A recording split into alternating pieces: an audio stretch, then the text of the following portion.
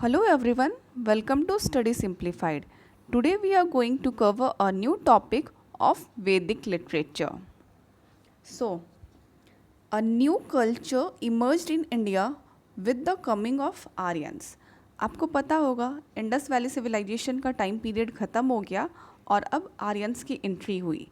और आर्यंस की जो एंट्री हुई इसमें दो टाइम जोन है, अर्ली वैदिक period and later Vedic period. तो जो अर्ली वैदिक पीरियड है उसका टाइम जोन है 1500 BC to 600 BC and later Vedic period का टाइम जोन है 1000 BC टू 600 BC। ये टाइम जोन आप याद रखिएगा, एग्ज़ाम में कभी कभी पूछा जा सकता है। ठीक है, आगे देखते हैं। आर्यंस। अब ये आर्यंस कौन हुआ करते थे? तो आर्यंस का मतलब होता है पर्सन ऑफ हाई बर्थ। ठीक है, और आर्यंस के बारे में हमें इंफॉर्मेशन कहाँ से मिलती है? तो हमें मिलती है वो ऋग्वेदा से, है ना। ऋग्वेदा में आर्यंस के बारे में बहुत कुछ दे रखा है, तो हमें सारी इन्फॉर्मेशन वहाँ से मिली है। ठीक है। The location of original home of Aryans still remains controversial point. अब ये आर्यंस कहाँ से ओरिजिन हुए वो अभी तक कॉन्ट्रोवर्शियल पॉइंट है, because some scholar believe that Aryans were native to the soil of India and other scholar believe that Aryans were migrated from outside। अब जैसे देखिए मैक्स मुलर, उनका कहना था कि आर्यंस सेंट्रल एशिया से आए हैं। ठीक है, जबकि बाल गंगाधर तिलक, उनका कहना था कि आर्यंस आर्टिक रीजन से आए हैं। इसी तरह से दयानंद सरस्वती जो थे, उनका कहना था आर्यंस बेसिकली टिबेटियंस थे। ठीक है। मैकडोनल एंड गिब्स, ये भी एक बहुत फेमस स्कॉलर हुआ करते थे, उनका ऐसा कहना था कि आर्यंस हंगरी से आए थे। तो इतने सारे स्कॉलर्स थे, सबकी अपनी अपनी व्यू थी, but according to popular believe Aryans are suppose to have migrated from central Asia. ठीक है, ये देखिए सेंट्रल एशिया ही माना जा रहा है कि वो माइग्रेट किए थे सेंट्रल एशिया से into the Indian subcontinent in several stages during 2000 BC to 1500 BC। ठीक है, अब ये इतना स्ट्रांगली हम कैसे कह सकते हैं? तो देखो, एक इंस्क्रिप्शन मिला है, बोगस का इंस्क्रिप्शन। ठीक है, विच मेंशन 4 वैदिक गॉड्स। कौन कौन से? इंद्र, वरुण, मित्र एंड नसत्य। ये आपको याद रखना होगा क्योंकि ये एग्ज़ाम में पूछा जा चुका है पहले, बीपीएससी के एग्ज़ाम में, है ना। बोजी के इंस्क्रिप्शन में जो 4 गॉड्स थे वो कौन कौन से थे, एक ऑप्शन दे देगा जिसमें से आपको ऑड वन आउट निकालना होगा। ये क्वेश्चन आ चुका है। तो इस इंस्क्रिप्शन से हमें पता चलता है कि वो इसी टाइम जोन में आए थे और इस टाइम लॉर्ड इंद्र, वरुण, मित्र, नसत्य, इनका बहुत ज़्यादा इंडस वैली सिविलाइजेशन के टाइम में ही इनका इम्पोर्टेंस देखने को मिला था। और वो लोग कहाँ पे सेटल हुए थे? सप्त सिंधु में सेटल हुए थे। तो इसी तरह से ये जो आर्यंस हैं ये भी आके सप्त सिंधु रीजन में सेटल हुए हैं। ठीक है, आगे देखते हैं। ये देखिए, the group that came to India for settled in present frontier province and Punjab then called Sapta Sindhu. उस टाइम सप्त सिंधु कहा जाता था, आज के टाइम में पंजाब कहा जाता है। Region of 7 rivers. ठीक है, उसके बाद वो धीरे धीरे एक्सपैंड करते गए। पहले तो आके नॉर्थ इंडिया में सेटल हुए सप्त सिंधु रीजन में, फिर धीरे धीरे आके वो गैजेंटिक प्लेन तक सेटल हो गए, है ना। फिर आगे जाके वो और आगे साउथ की तरफ सेटल होने लगे। ठीक है, अब ये सारी इन्फॉर्मेशन हमें वेदा से मिलती है, तो वेदास के बारे में हमें पढ़ना पड़ेगा, है ना। तो देखिए, वैदिक लिटरेचर जो कि लिखा गया था 1500 टू 600 BC के बीच में, तो इसमें 2 टाइप के वैदिक लिटरेचर होते हैं। पहला होता है श्रुति, है ना, और दूसरा होता है स्मृति। ये कैटेगरी है। अब जैसे जो श्रुति होता है ना, ये होता है ऑफ डिवाइन ओरिजिन, मतलब नॉट क्रिएटेड बाय मैन, ये गॉड गिफ्टेड है, भगवान ने खुद लिखा है श्रुति। ठीक है, जैसे कि वेदास होता है, वेदास में 4 वेदास है ना, ऋग्वेदा, समवेदा, यजुर्वेदा, अथर्ववेदा, तो ये श्रुति है। स्मृति में क्या होता है बेसिकली, ये ह्यूमन ओरिजिन का होता है। जैसे कि रामायण हो गया, महाभारत हो गया, आपको पता होगा वेद व्यास जी और वाल्मीकि जी ने लिखा है, तो ये ह्यूमन ओरिजिन का हो जाता है ना। जैसे कि ये देखिए, जो श्रुति होता है उसमें 4 लिटरेरी प्रोडक्शंस हैं, लाइक वेदास, ब्राह्मणास, आर्यांकास, उपनिषद्स। ये देखिए, जबकि जो स्मृति है उसमें 6 लिटरेरी प्रोडक्शन है, वो हम आगे के लेक्चर में देखेंगे। तो अब हम वेदास को डिटेल में पढ़ते हैं। The most important of Vedic literature are Vedas. Vedas are apurushya, that is not created by man but god gifted, and nitya, nitya मतलब एग्जिस्टिंग इन ऑल इटर्निटी। ठीक है, वेदास को ह्यूमन ने नहीं लिखा था, वो गॉड गिफ्टेड था। ठीक है, अब जैसे कि ये जो 4 मैंने लिटरेरी प्रोडक्शंस बताया है, वेदास, ब्राह्मणास, आर्यांकास, उपनिषद, इसको डिटेल में देख रहे हैं। सबसे पहले आता है वेदास। ठीक है, of the 4 Vedas Rigveda is the oldest text. ठीक है, ऋग्वेदा क्या होता है? Collection of lyrics. Rigveda contains 1028 hymns. ये एग्ज़ाम में कई बार पूछा जा चुका है कि कितने हिम्स ऋग्वेदा में मिलते हैं, तो वो होगा 1028 hymns, and it is divided into 10 mandals. ठीक है, 10 मंडल्स में डिवाइडेड है, जिसमें कि जो फर्स्ट और जो 10th मंडल है वो सबसे लास्ट में ऐड हुआ है। First and 10th mandal have said to have been added later. ठीक है, इसमें जो 10वां मंडल है ना, contains the famous पुरुषोक्त which explains 4 varnas, Brahmanas, Kshatriya, Vysya and शूद्रा।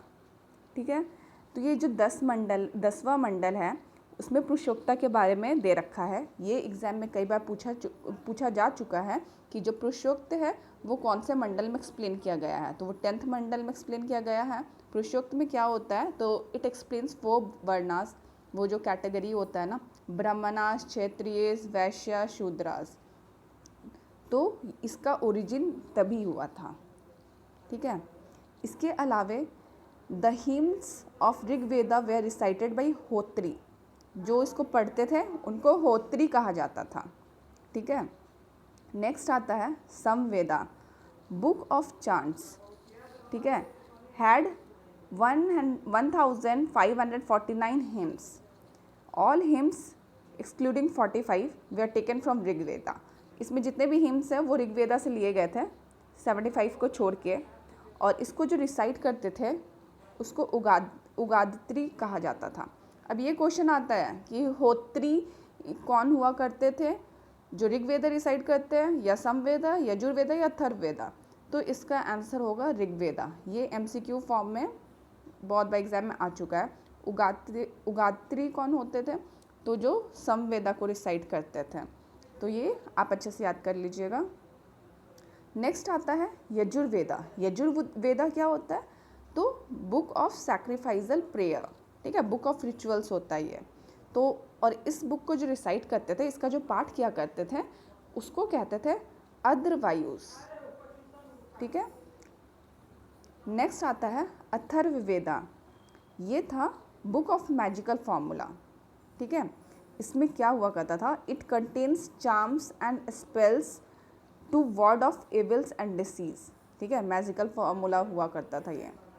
तो मैजिकल बुक हुआ करती थी, जैसे कि ये जादू टोना नहीं होता है, वही होता था इसमें। तो ये 4 वेदास हमने देख लिया। इसमें बेसिकली आपको ये याद रखना है, जो ऋग्वेदा है इसमें 1028 हिम्स हैं। इसके मंडल्स को अच्छे से पढ़ लेना है। इसको जो रिसाइट करता था होत्री होता था, समवेदा में जो रिसाइट करता था उगादित्री होता था, यजुर्वेदा को जो रिसाइट करता था अदरवायुज होता था। ठीक है, इस तरह से हम लोगों ने देख लिया। अब नेक्स्ट आता है ब्राह्मणास। अब ये ब्राह्मणास क्या होता है, तो ये कुछ नहीं है, बेसिकली जो हिम्स होते थे वेदास के, उसको एक्सप्लेन किया गया इसमें, है ना, इन एसे फॉर्म। ये देखिए, explains the hymn of Vedas in essay form में। They are written in prose and ritualistic in nature. Brahmanas means sacrifice. और हाँ, every Veda has several Brahmanas attach to it. 4 Vedas है ना, और हर वेदा के ब्रह्मणास होते थे, मतलब उनके एक्सप्लेनेशन हुआ करते थे। तो ये देखिए, इम्पॉर्टेंट है। ऋग वेदा में अतर्य एंड कौशिकी, ये 2 याद कर लीजिएगा। ये इनके ब्रह्मणास है, मतलब कि जो हिम्स दे रखा है उसको अच्छे से एक्सप्लेन किया है ऐसे फॉर्म में। समवेदा का पंचविशा एंड छंदोग्या। यजुर्वेदा का सप्तपथा एंड तैत्तरीय। अथर्ववेदा का गोफ्ता।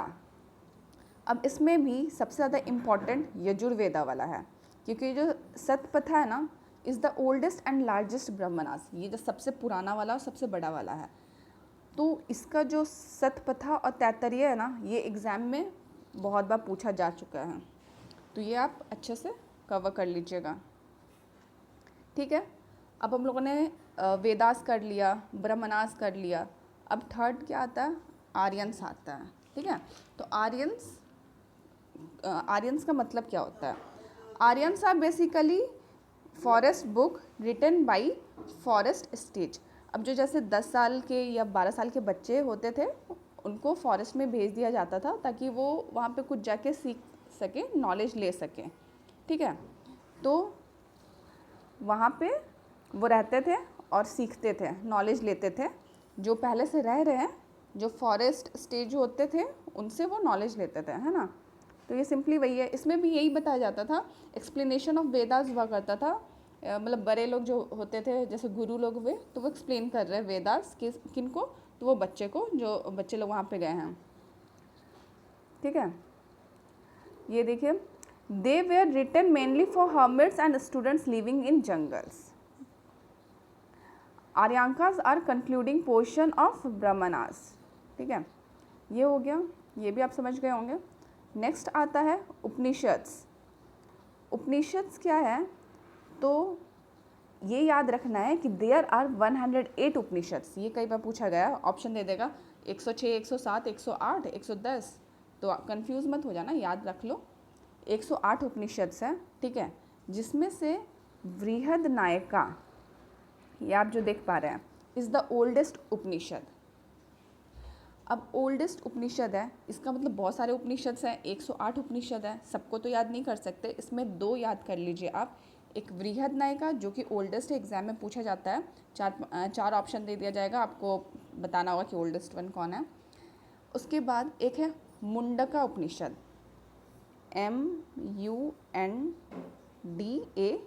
MUNDAKA, मुंडका उपनिषद। ये 2 याद कर लीजिए।